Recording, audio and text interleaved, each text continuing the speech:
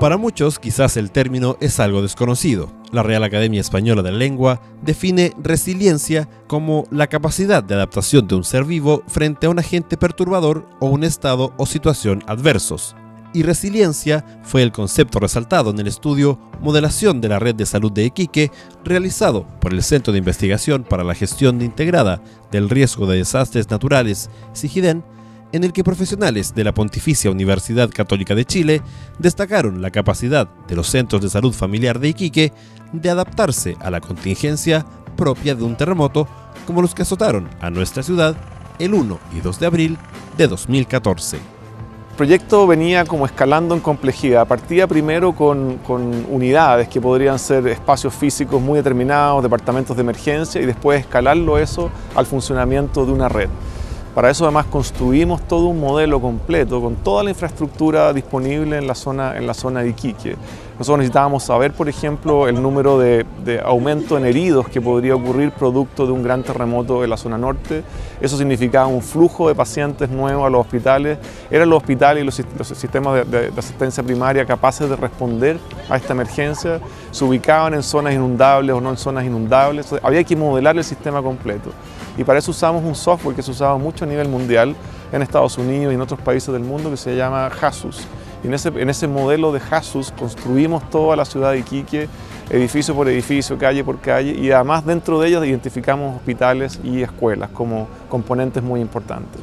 Y lo que hicimos en el caso de Iquique fue que inmediatamente nos contactamos con el hospital, servicio de salud, y también con la atención primaria de salud, Cormudez y de salud.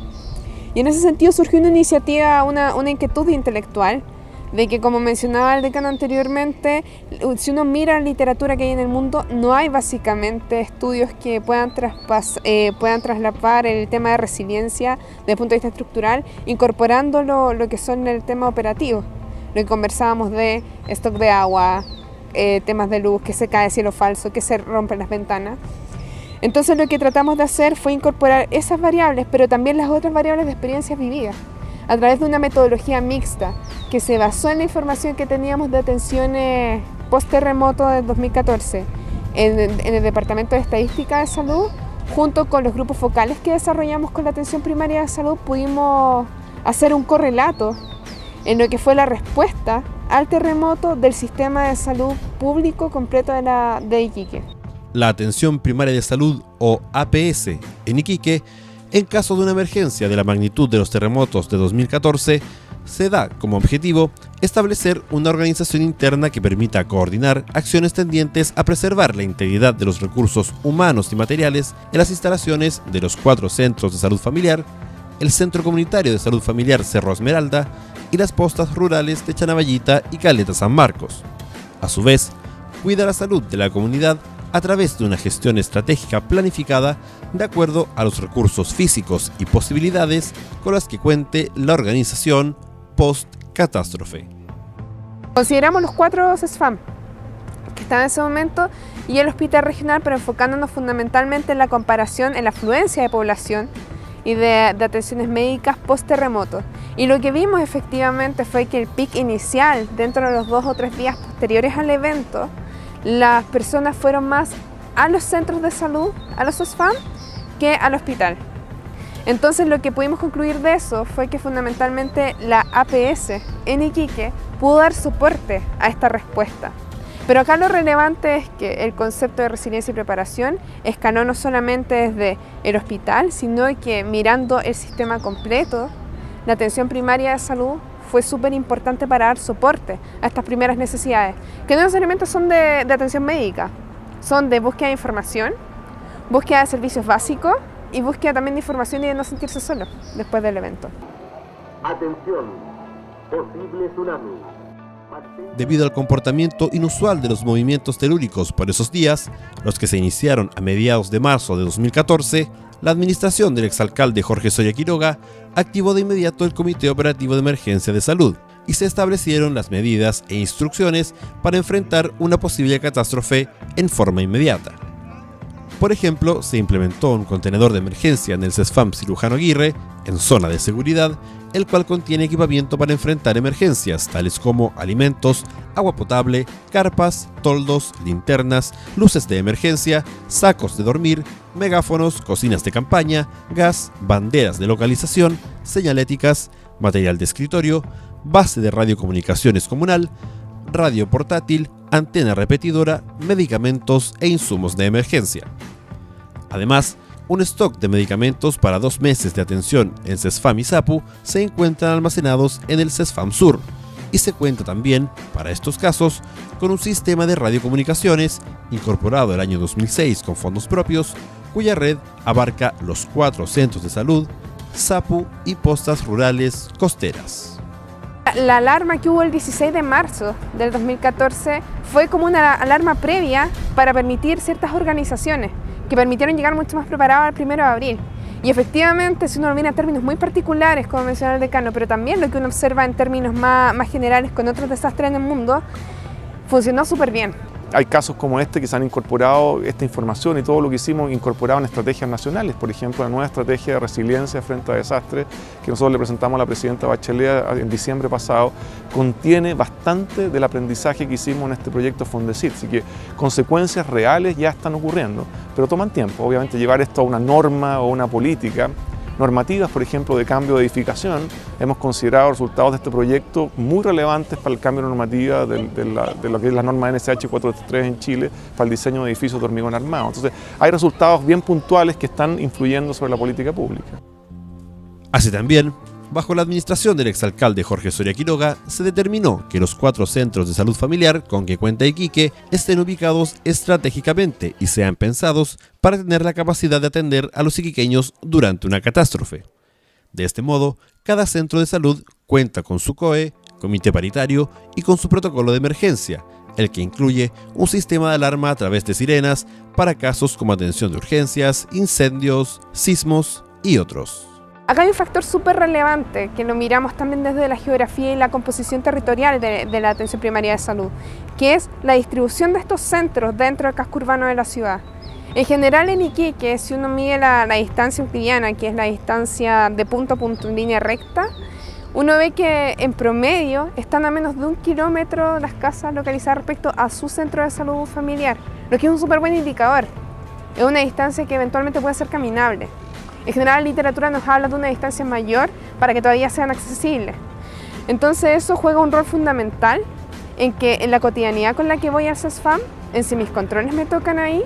En Chile hasta el año pasado, tenemos que actualizar las cifras, pero el 80% de la población chilena está adscrita al Fondo Nacional de Salud, FONASA, y solo el 20% ISAPRE.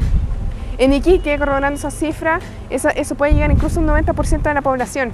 Lo que quiere decir que la salud pública la red pública de atención tiene un rol fundamental en esto.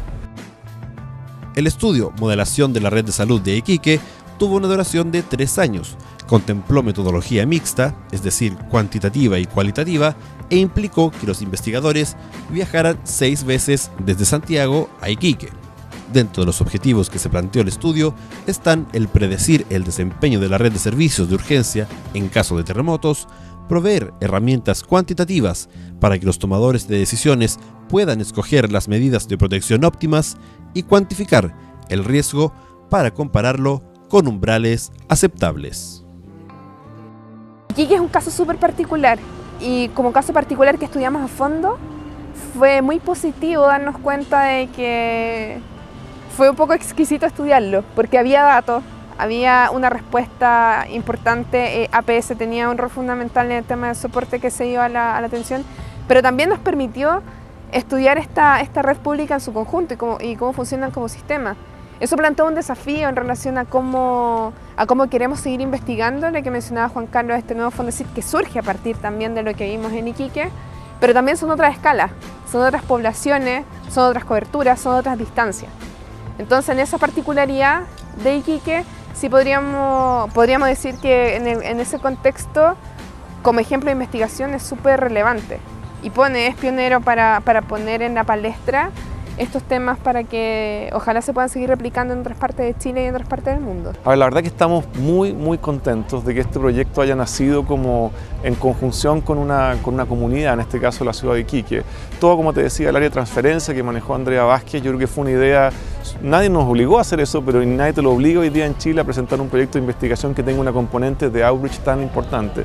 Pero este proyecto nace con esa componente desde el comienzo. Hicimos un trabajo muy bonito en el Colegio Inglés de Iquique, hicimos un trabajo yo creo que fue muy importante en el tema de la red de salud y también en otros componentes como fue el tema de evacuación. Nosotros estudiamos en detalle todo el proceso de evacuación de la ciudad de Iquique, viendo todos los problemas con el tráfico, con automóviles que interrumpen las vías de evacuación, con el daño que se puede ocasionar un terremoto, cómo ese daño produce, ¿no es cierto?, escombros que van a interrumpir las vías de evacuación. Todo ese problema lo modelamos en este proyecto y eso nos tiene muy contentos.